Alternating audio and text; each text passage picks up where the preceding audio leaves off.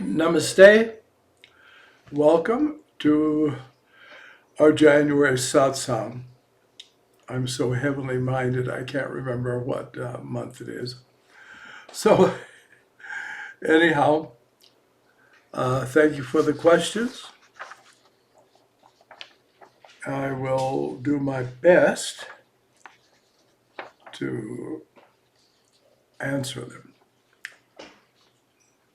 However, Ma Anandamayi often said, but there is a state where you can't answer questions, or you can't say whether it's yes, whether it's no. So we're speaking in relativity. No one's words are the absolute truth, not even Ma's. Because a word is spoken to a hearer, and that's duality. Therefore, a person is behaving in a dualistic manner. Oh, there we are. All right, fine.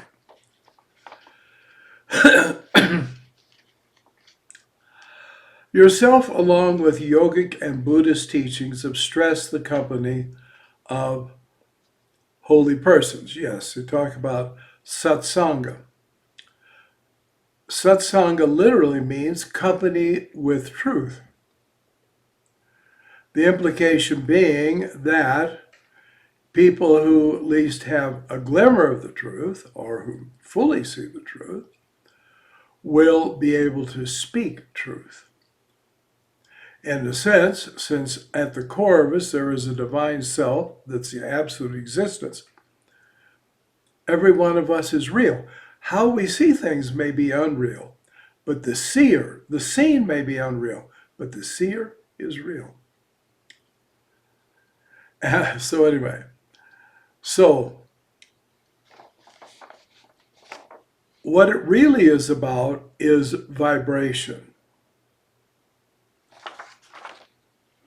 You and I, the whole of what we see, what we manifest, is vibration. It's consciousness, but it's vibrating consciousness. And a vibrating object can influence an object near it. Just as in a way, for example, if I take this and I just hold it and put it down, then a dog coming in who's been trained and has been told to find my smell will go straight to it. And we can't see anything there. What can there be? So you see, we're all vibrating energy.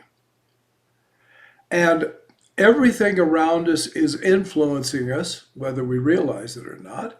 And we're realizing everything around us. That's why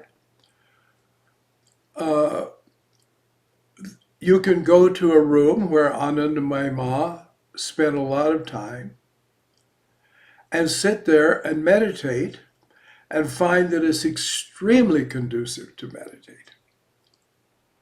That it's even easy to meditate there. Because though Ma was consciousness beyond vibration, she also was what embraced everything. She was all embracing. So she also had a vibration. And it's there. So I had a really rather peculiar thing as a child. If I was with someone, for some reason we were running. I'd be with my cousins and we decided we needed to get there quick or something or other. They could always run faster than I could. But I would say to them, this was purely subliminal because I had no intellectual concept of why this would work. I would say, let me put my finger on your hands. There were two cousins. So they'd hold their hands out and I would just put my 2 forefingers on their hands, and we'd run, and I could run with them just as fast as they could. There was somehow an exchange or an affinity which enabled me to do that. So we often talk about running with an idea, or so there's like running with people who have, say, a higher consciousness. And just their very presence can enable you to comprehend what they're saying. Now, sometimes there's a situation where when you're with a person and they talk to you about something and some idea, it makes perfect sense to you. And then if you're not with them, but you remember the ideas, you'll think, well, no, I don't really see it that way. What's the difference? Your mind was vibrating with their mind. There was an alignment. You could see it as they saw it. So for that moment, you saw it the way they saw it. But once you're away from them, you didn't. So the world's duality. So sometimes that means you see what's real, and sometimes it isn't real. There are certain people that have a power in their speech. Whatever they say makes sense. But you can just walk out of the room and then think, well, it doesn't make any sense at all. There are yogis that have this ability, unfortunately. I mean, they're not yogis on the path of sadhana, but they are people that are misusing sadhana, and they influence the minds of other people. This is very definitely so. But it is very important. But it's not essential, because what matters is you and being in touch with yourself. Therefore, it can be a help along the way, but I remember there are people in the West, for some reason, they'll say, oh, please remember me in your meditation. And I remember somebody said that to a yogi I was visiting in India, woman yogi. And they said, remember me in your meditation. She said, well, of course I won't do any such thing. I don't go into meditation to remember you. I go into meditation to remember myself and God, who's the essence of myself. And this is really true. So the thing is, it's a help, but it's not an essential element. So we should meditate with other people who can meditate well. If you meditate with some restless people, then you'll be restless when you meditate. But it is, of course, valuable. Eventually, we shouldn't need an outside assistance, but only the egomaniac acts like, well, when you get to the goal, if that's not needed, then I don't need it. Well, that's being a fool and a person who doesn't really plan to get to the goal. Oh, really? Yes. So, how do you have this satsang here in the West? Well, if you know other yogis, real yogis, association with, just being with them and speaking on spiritual subjects is satsang. And you can meditate with them. If you can find such people, fine. And if you can't, don't. And don't go to some kind of metaphysical group thing. Well, I need some kind of contact, and not at least use your judgment to see, well, are they worth associating with or not? Because talk is cheap, and therefore they may be of no value to you. Sorry, I meandered. But can it not be accomplished alone, the goal? Yes, absolutely. And ultimately, it will be that way. That doesn't mean you'll suddenly at one point stop meditating with people or talking with people. But the real thing, only you can go there. People who need company, people who need assurance, they're not ready for spiritual life. That's the real truth. All right, fine. This is real. I love this one now. A friend of mine said to me, I will tell you if I believe in God or not when you tell me who or what God is.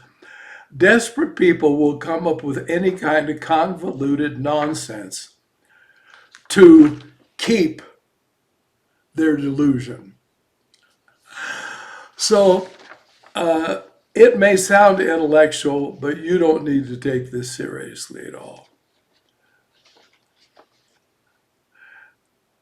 I remember a real ignoramus one time saying to someone when I was in a public discussion that he could not be persuaded by words, but if we wanted him to believe something, we'd have to persuade him. Wow, how's it going to happen? So they love to say this. It's just mind gaming. So anyway, of course you didn't know what to reply because one, he didn't want to reply. Because you see, genuine belief in something means a genuine response to it. I knew a man that said that from his early teens, he lied to himself and others and said he was an atheist. Because he said, I realized, which shows he has a past life background, is good. He said, I realized if God existed, I had to give my whole life to him, and I didn't want to. So I said I didn't believe in God. So, there you are. It's experience alone that shows what is true. So you have to experience God, and that's why we're yogis. Of course, the experience of ourself is the experience of God, for we are a fragment of God, part of God, who doesn't have any parts. So,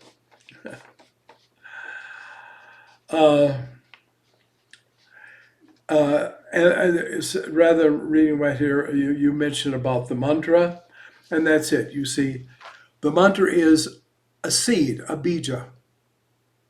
I don't mean that in the sense of a bija mantra, it's just a single syllable, such as Hrim, Kling, and so on. But it is a seed, and the seed can develop. And so inherent in the mantra is consciousness. That is, let's talk about Soham. It says in the Brihad Aranyaka Upanishad, in the beginning there was only that, tat, as the self, meaning the cosmic self, the universal self. And it first said, don't ask me how a bodiless being says without a mouth, but anyway, it first said, Soham Asmi, I am Soham. It's commonly said in India, God and his name are one. The designator and the designee are not really always one. But certain mantric forms do carry vibration and consciousness. And Soham is the divine's own declared self, which is consciousness. Therefore, when we meditate, according to what's written in the book, Soham Yoga, the yoga of the self, we begin to experience that consciousness. We don't gain it because it's already there. And it's our own consciousness. And it's beyond words, so I can't begin to describe what a person will experience. But it will happen. That will reveal itself if the practice is done, its practice is done correctly, and it's done with perseverance. It doesn't happen overnight as a rule, but there are some people that sit to meditate, and suddenly there's a great deal of illumination because that was attained in previous lives. So we do realize this. But, it says, how would you reply to my friend? I wouldn't. I'd say God wouldn't be God if you can explain or describe or define. And that's how I see it. If you don't, it's just fine. It's all right. Because you see, you're talking to God. God is seated in that person's heart. So show respect, but also don't think you're obligated to do anything. That's a real fact. A lot of people like to do that and say, well, you must do this or that. So, no. It's the flight of the alone to the alone. That is a description of the journey to infinity, and that's the truth. And you have to make it on your own because there's no other power that takes you to the own but your own inner power. All right. See, unfortunately, I don't quite know exactly the idea behind this question. I'm going to read it. Do the memory of loved ones continue on forever? And if you wouldn't mind to write and expound a little more, I'll try to do my best. If we mean, does the memory continue, and especially if we feel sorrow over their loss, or we just feel there's a loss and we feel there's something missing, it can. It depends on them, it depends on the individual. My miracle-working grandmother who talked with God like I'm talking to you, the memory of her never leaves. And the supernatural aura around herself, that I can remember quite well. I don't think I could remember it if I wasn't a yogi. But being a yogi, I'm able to remember it. All right. Do you think Christ had contact with Greek philosophers? Well, you see, Jesus came from a very important family. And they weren't just a bunch of simple-minded countryside believers. And the Jewish people were not simple-minded, and they were not isolated. They lived in the world. Therefore, yes, and of course there were Jewish people who spoke Greek. Therefore, it may have been. The important thing is that he had contact with the sages from India. That at his birth, sages came from India to reestablish with him, though he was just a child then, the contact with India that he had had in previous lives. And that contact was not lost. And when he was of the right age, he left and he went to India and he lived with these sages and became really one of them.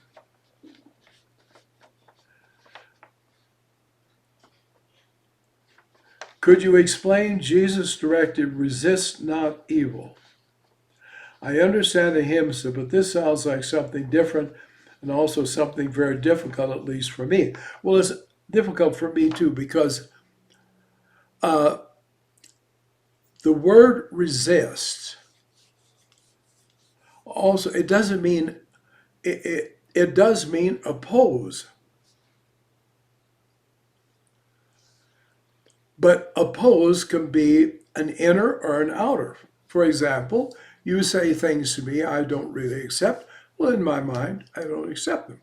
If I've got good manners, I keep my mouth shut. I don't say, liar, liar, your coattail's on fire. But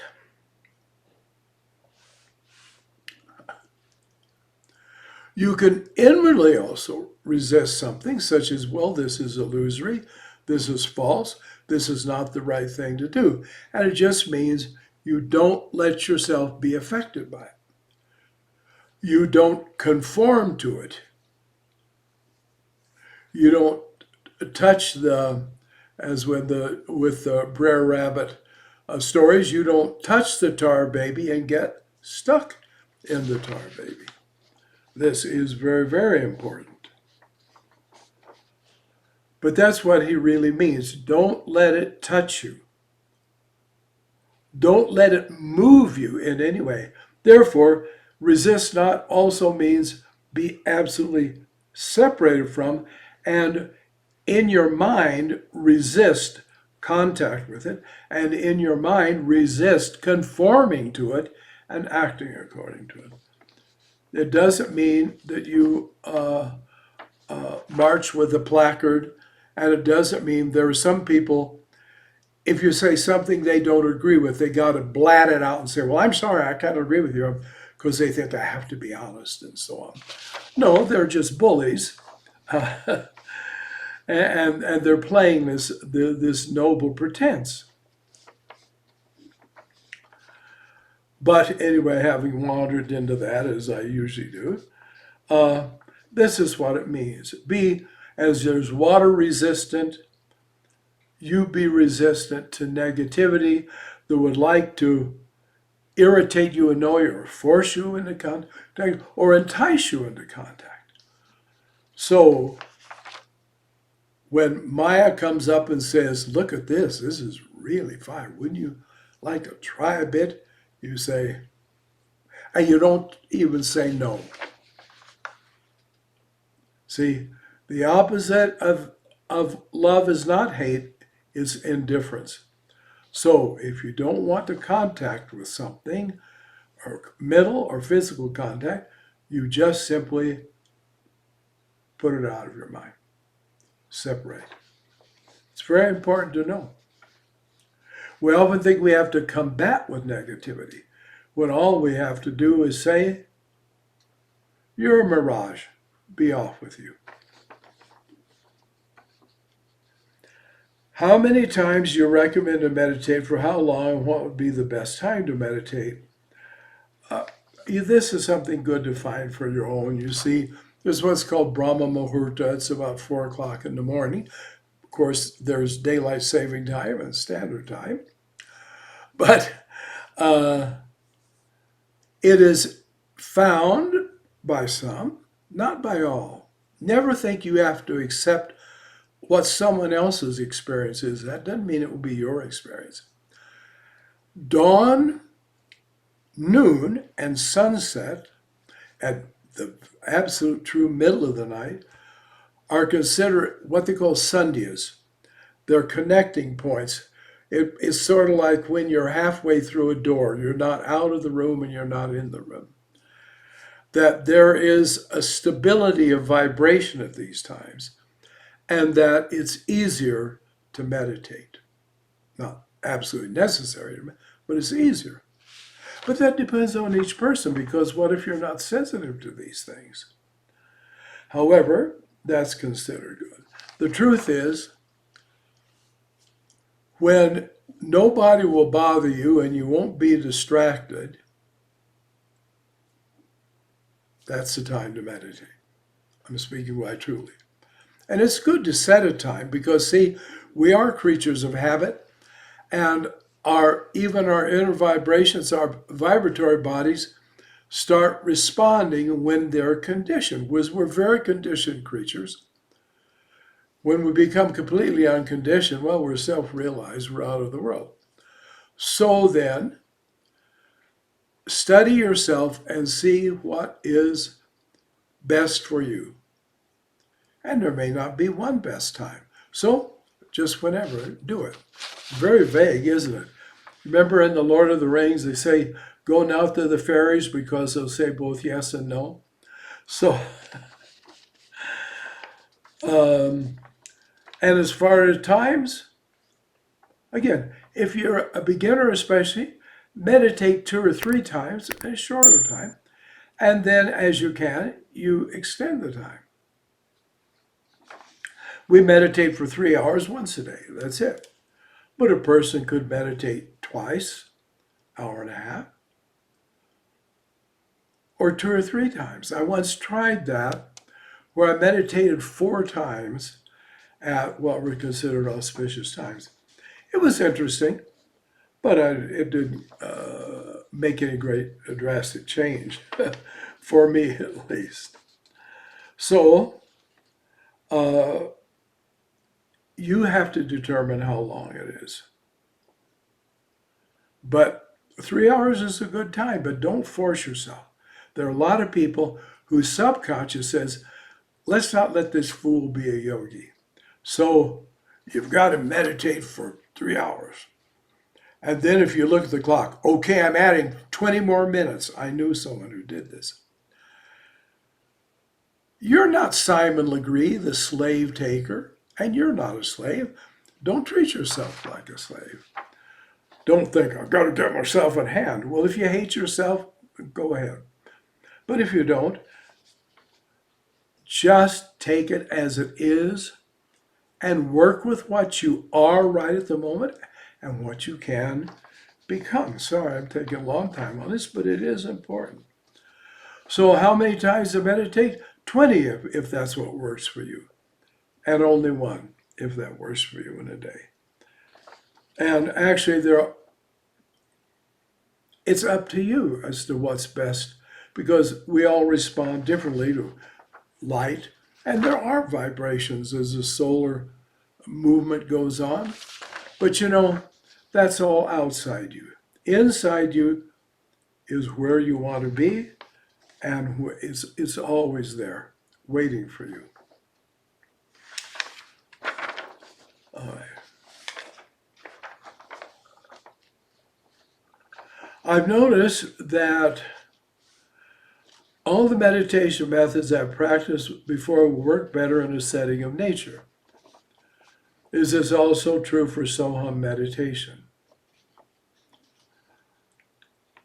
No, I understand though. And the truth is, like, if you could be like out in a forest or a grove, I can understand why it would be, because first of all, the magnetism is there. And trees are very interesting beings. They are beings. There are tree spirits even. So they can get so they like you meditating there. And so you meditate well there. So again, see, it's all your experience, your experience, your experience. So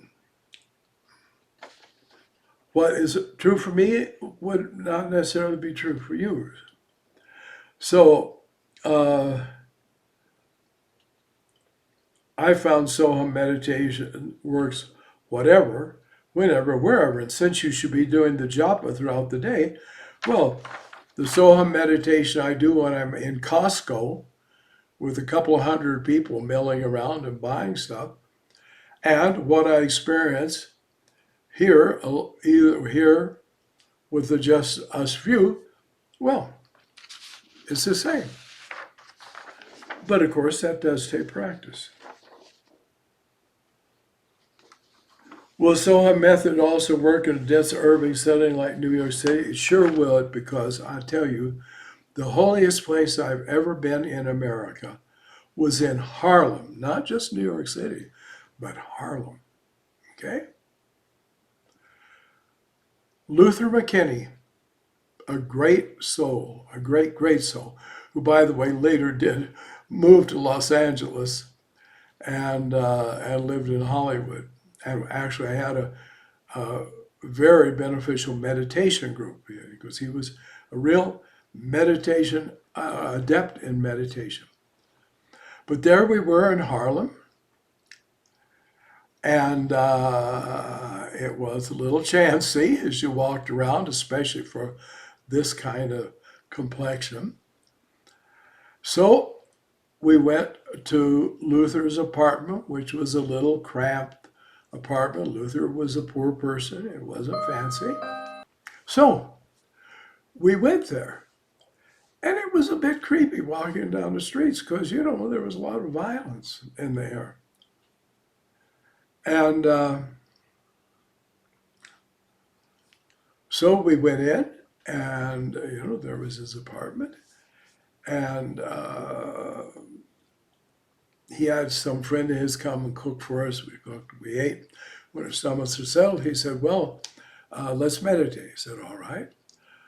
So we went into his bedroom and he opened his closet door. It says in the Bible, enter in your closet. Of course, it means a little place.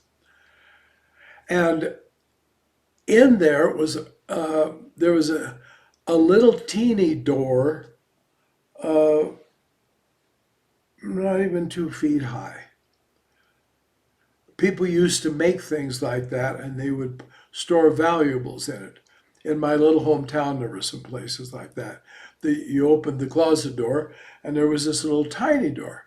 There was one house, I don't know why it would be, but when you went in, it was a whole large room that was with windows. It was right at the front of the house.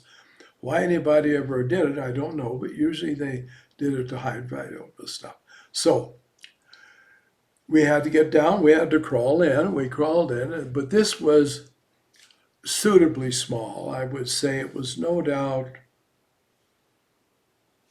6 by 6, maybe 7 by 7 or something like that.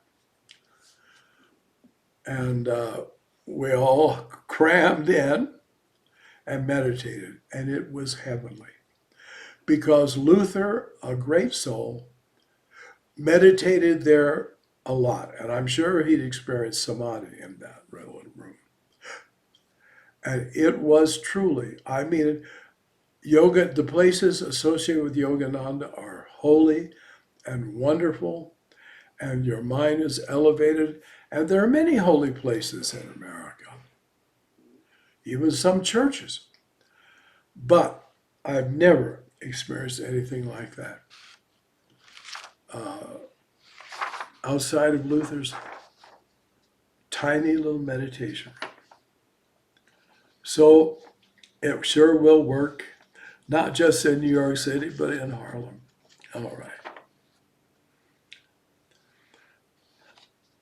I was born into a Catholic family with a Hindu father.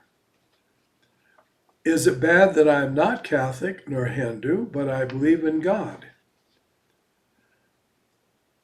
Jesus, and Krishna, but follow a life that respects people's religious values, though I can't accept any religion? I have searched but can't find one that holds my heart. I see my God as energy, my guiding force. Well, that's all you need. You're with God.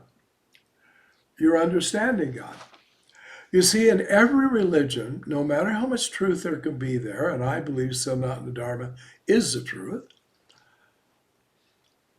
there's still a kind of ignorance because there is duality.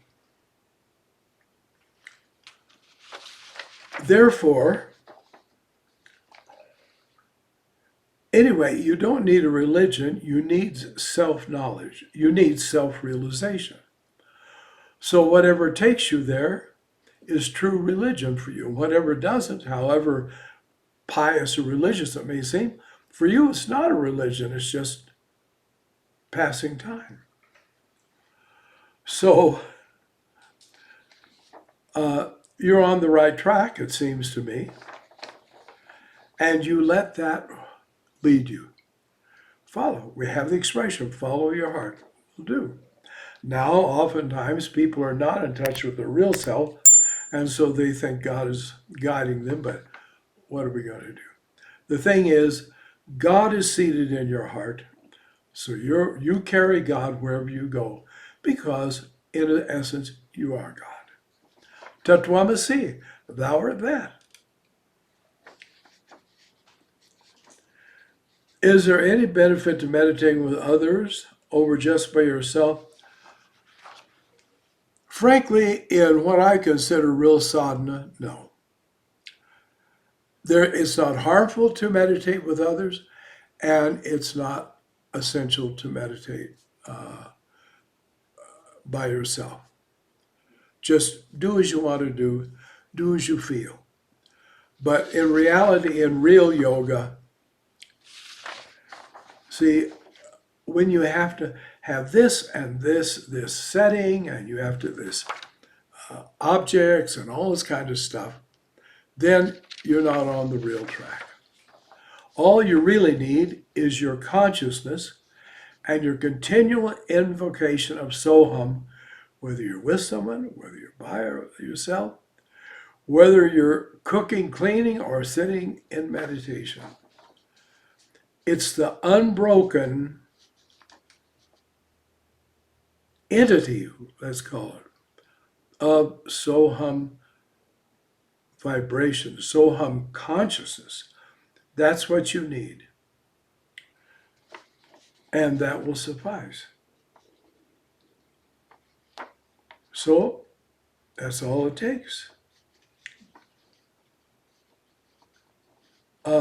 Now that in recent years you're an advocate and teacher of Soham Yoga, which has changed my life, I'm forever grateful. I am forever grateful too. How do you feel about your past years with Orthodox Christianity and monasticism seem to be your focus? Well, it was all quite good because you see, real Eastern Orthodoxy is very esoteric and is often denounced as being nothing more than Hinduism. I'm speaking quite really. Truth is, they're inseparable because Christ is of the East, Christ is of India.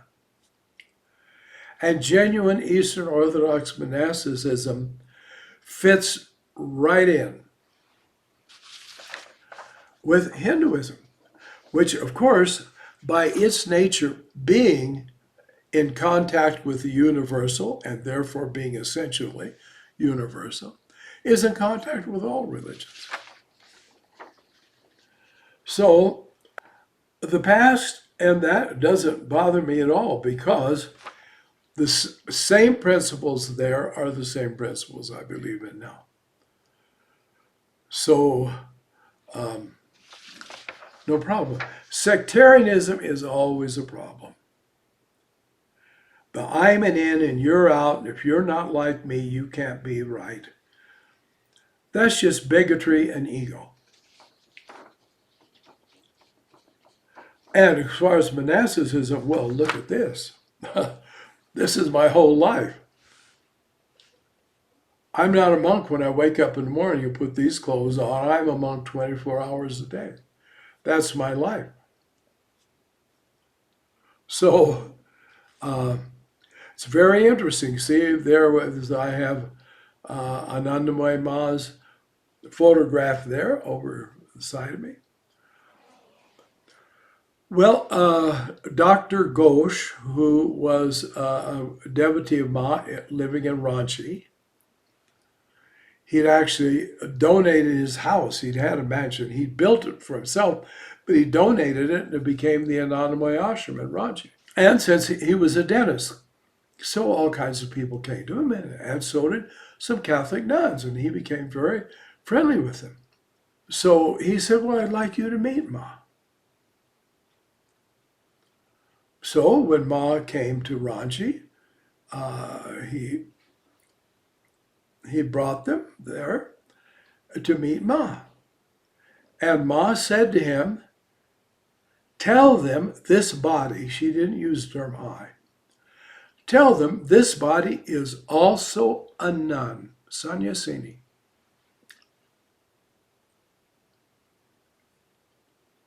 So Ma identified as a monastic. Interesting, isn't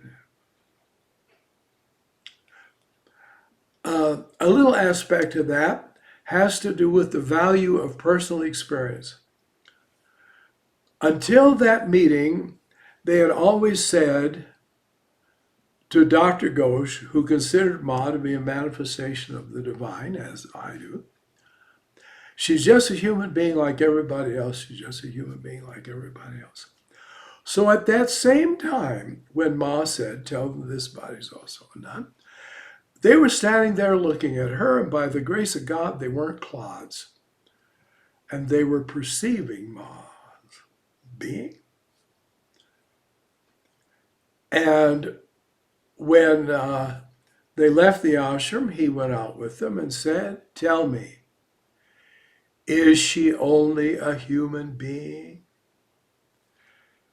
And because their bigotry couldn't handle being unsettled, they just got tight-lipped and walked away. But they knew she wasn't. Therefore, knowing spirituality sometimes isn't any more effective than if you don't.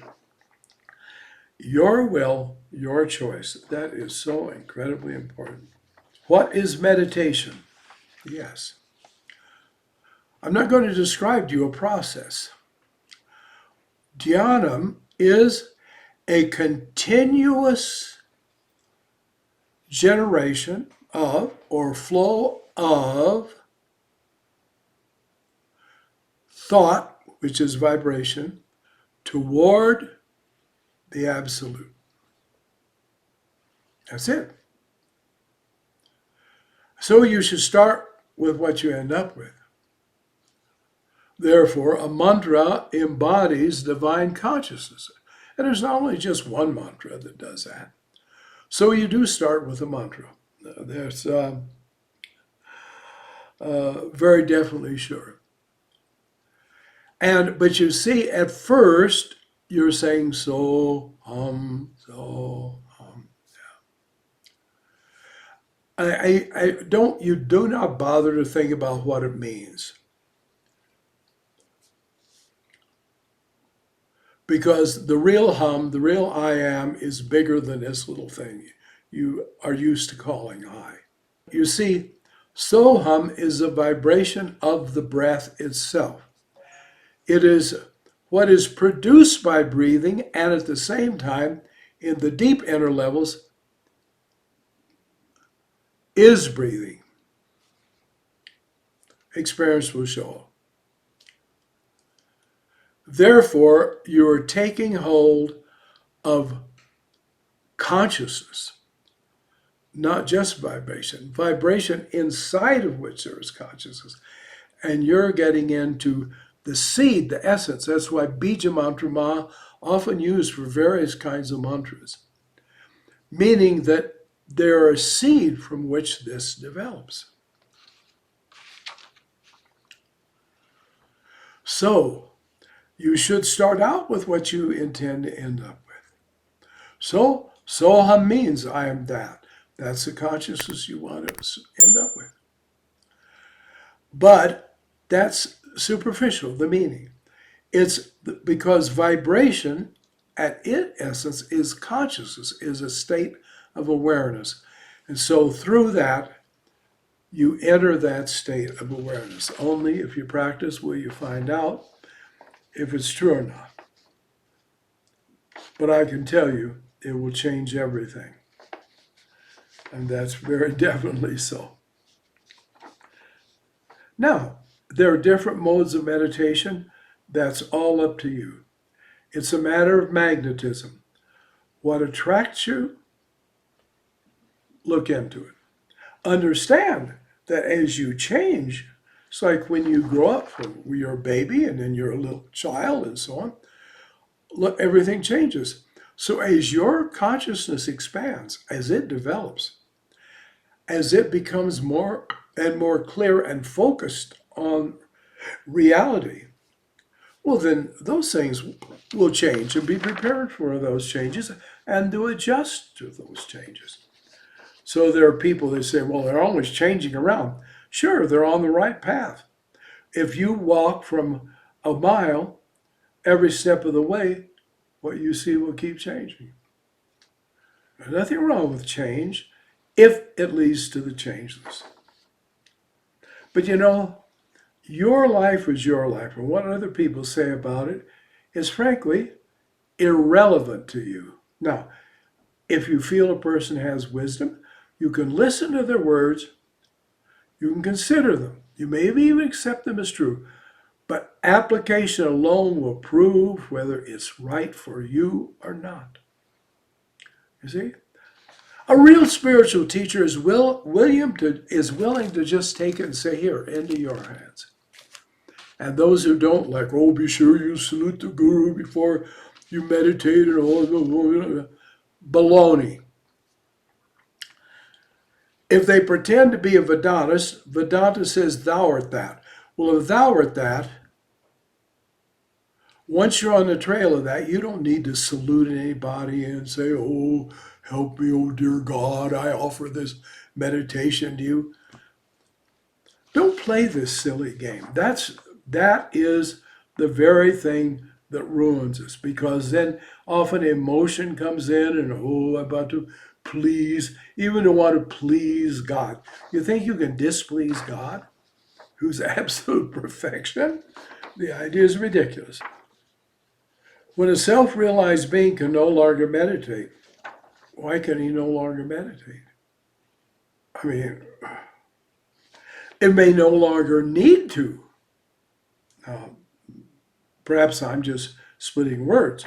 When a self-realized being can no longer meditate, what practices are any, if any, are considered crucial to sustain one's beingness thereafter without the ego creeping back in? Well, then you sure are self-realized. If you're self-realized, the ego is gone and can't creep back in.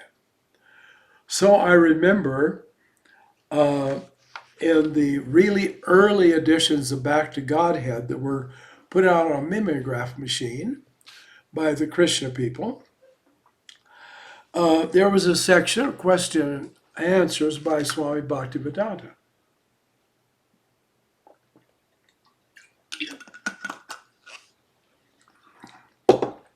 And somebody wrote, I first met your disciples last week in the park, and I sang Hare Krishna mantra along with them. Am I now enlightened? And Bhaktivedanta said, when you have eaten a large meal, do you have to ask someone if your stomach is full? So, you see, there's a state where ego can't come creeping back in, but don't lie to yourself and say you've got it. And say, fortunately, I have no ego. Because there are people who really like to do that also. Yes, I am in the egoless state. Well, who are they talking to then? They're saying they can't be a non-dual consciousness because they're talking to you. So there's them and there's you. So forget these Advaita people. They're just egomaniacs making a claim to be something they're not. That's a fact. That's why in the stanzas on Nirvana, Shankara says, how amazing. The teacher sits and is silent, but all the disciples' questions are answered. What did he mean? One, the questions stopped. Because all questions are about relativity. And in the true presence of a true master, such as Anandamayi Ma, it just doesn't work, and it isn't needed. So again, a person who thinks to not need to meditate is one thing, but saying cannot meditate is well. So why would they need a practice? They'll have gone beyond practices. So you see, and where's the ego? In illumination, the ego has dissolved. So again, just keep up with Soham. If you need to ask a question, you haven't got to the final step. That's the truth. I'm not saying this in a belittling manner, but just understand that. You see? See, for example, I see your email, raise your vibration, but you're not vibration, you're consciousness. That's what we have to discover. All right. We have 9 more minutes. I don't want to cheat you. Might as well give you a full hour. So I have here a printout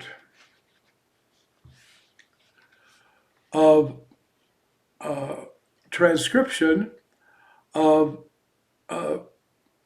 answers to questions and discourses given by Anandamayi Ma.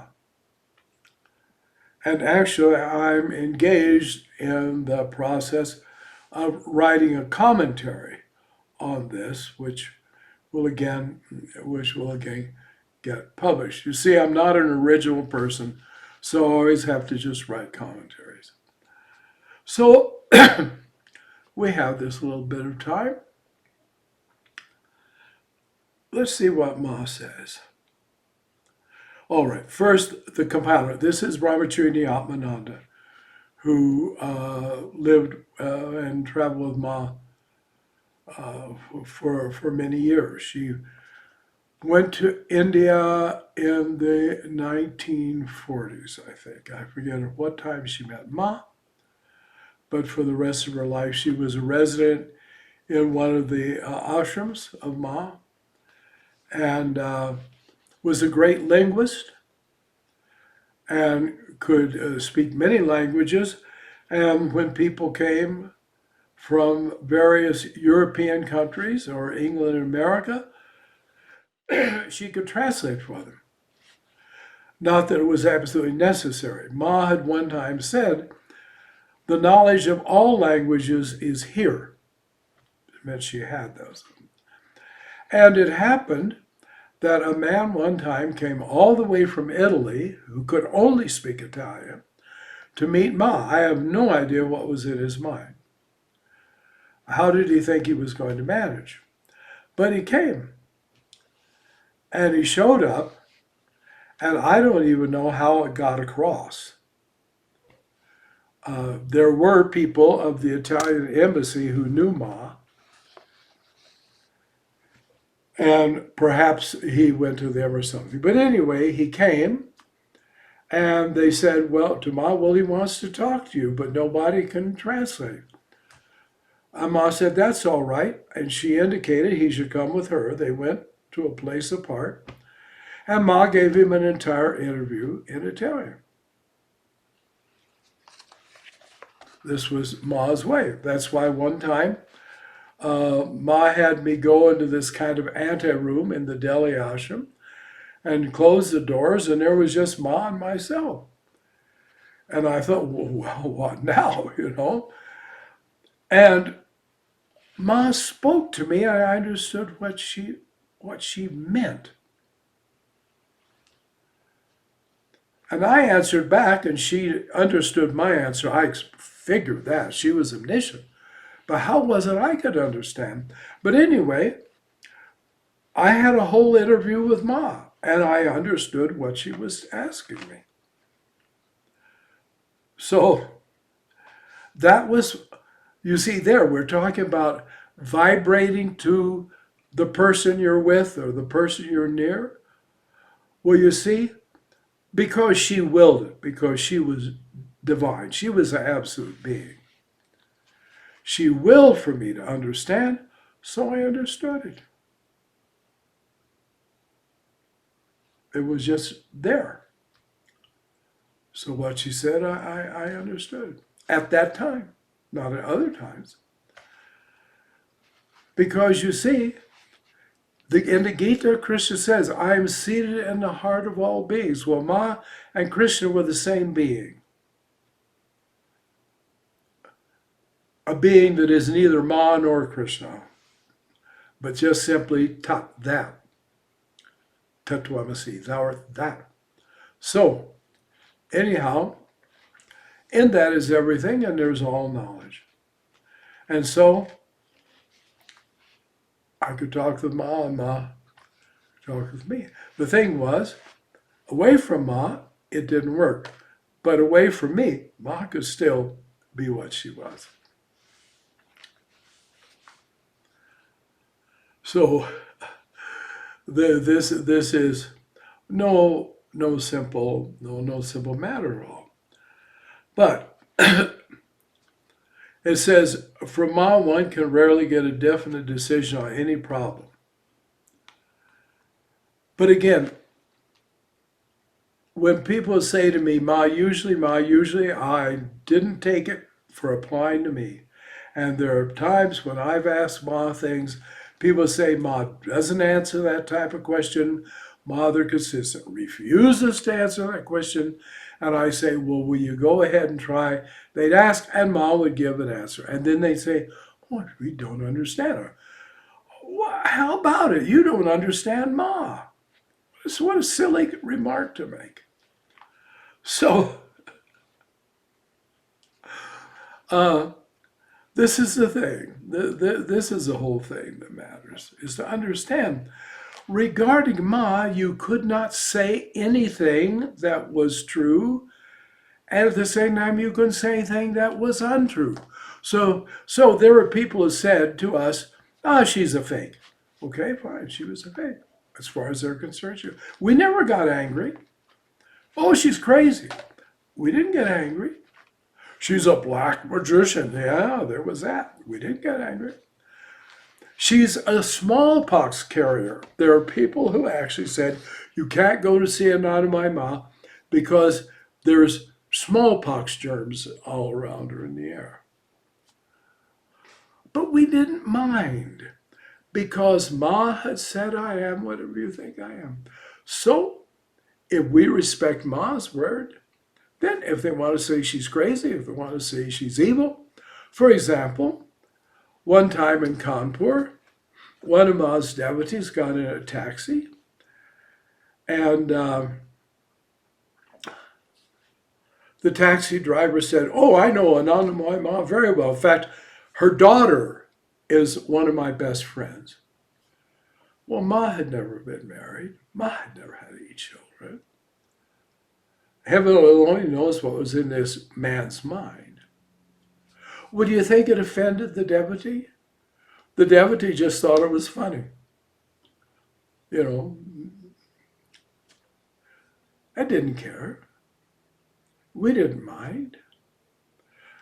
One time, Sri K. Bose, who was the head of the Anandamayi Sangha, this was the associations of the various Anandamayi ashrams, told me every week, somewhere in India, a defamatory article on Ma appears in a newspaper.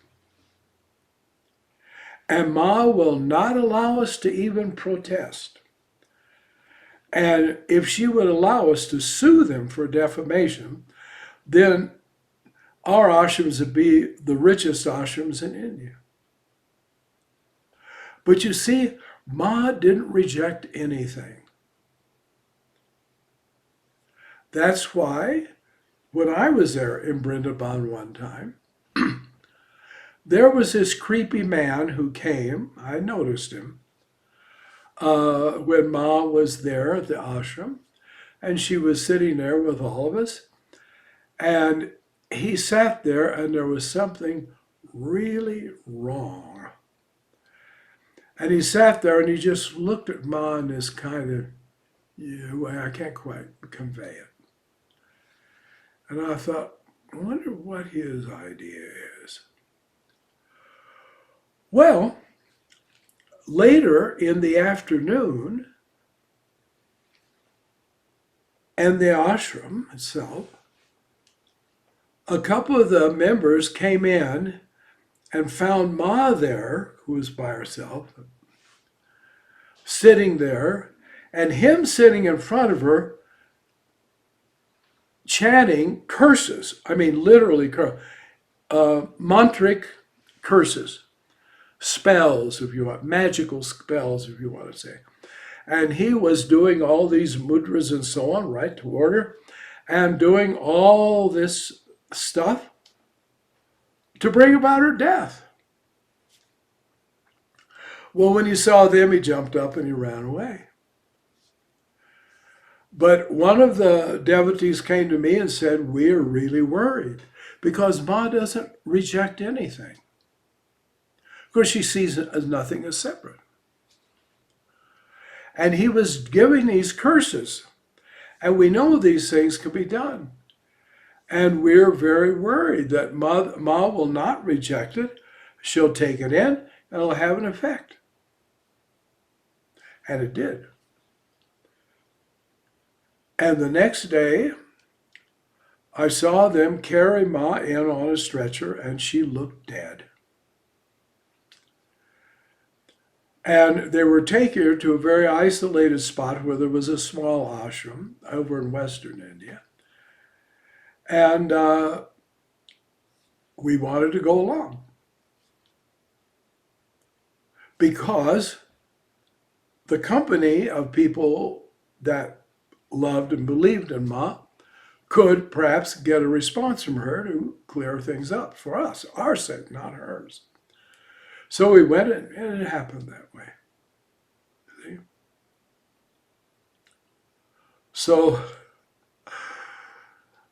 this was the mystery of being with Ma, the incredible way with Ma. No one could understand. And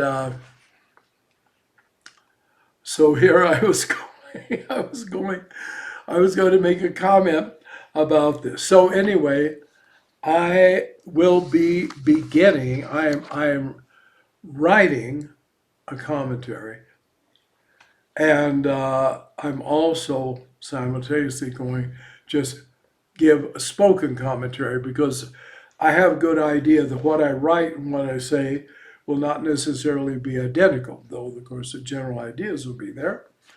And so for people who rather listen rather than read, so it will be.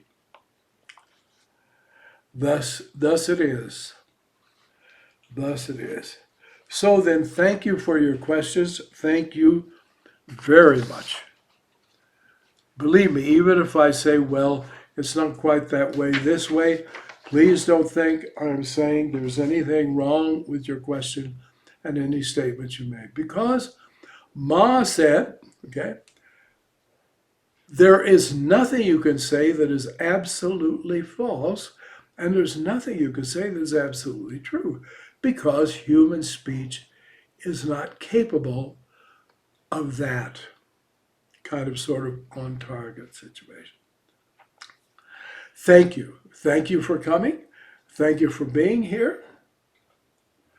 And I hope in a month we'll get together again, although life was uncertain. But until then, I hope that all of us who are so inclined, I don't mean every single person, I have no business imposing anything, but I hope that those who are so inclined will be continually engaging in the japa and the meditation of Soham. Because Soham Asmi, it's the truth. We are that.